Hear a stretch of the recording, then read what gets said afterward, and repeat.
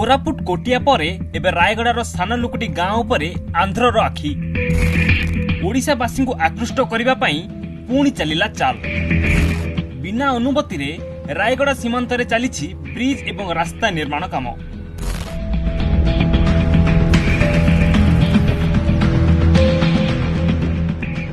रायगड़ा सदर ब्लॉक बैरागी हलुआ पंचायत सानलुकुटी गाँव में खुल्लम खुल्ला भाव में रास्ता निर्माण करुछि आंध्र प्रदेश।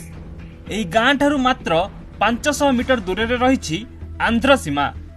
आंध्र प्रदेश रु एही गाँ को आसिबाकू कौनसी साधन नाही। दुई राज्य सीमा मध्य दे जाइछि एक छोटिया नाळ। उन्नति आଳରେ एही गाँ भीतर को प्रवेश करने को चेष्टा करुछि आंध्र। निर्माण हेउतबा ब्रिज रो सिंहभाग ओडिशार बोली कहिसंती ग्रामवासी।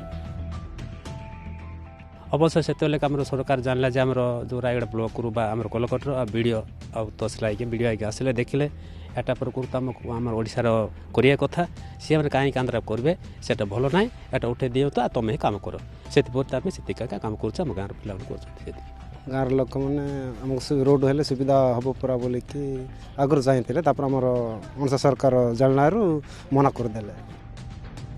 गाँ लोकों मुताबक गाँ पाख दे जाइथिबा नाळ आंध्र पटे थिला, किंतु नाळ अतिवाहित धारा बदली थिबारु वर्तमान एहा ओडिशा पटकू रहिछि।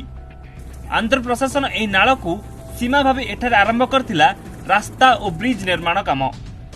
घटनास्थल रे प्रशासनिक अधिकारी पहुंची काम बंद कराइछंती।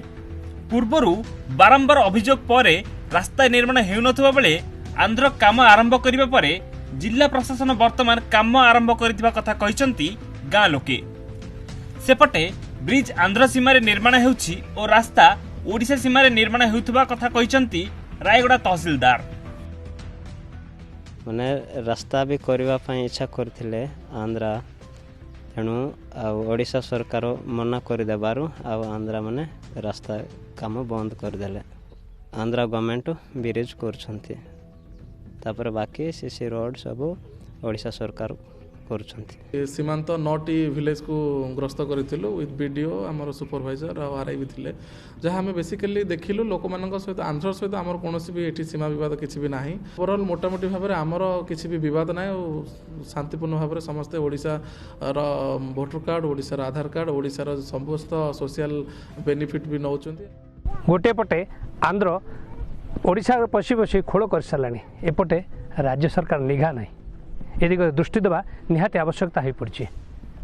सानलुकुटी ब्रिज रु रंजन रथ, ईटीवी भारत।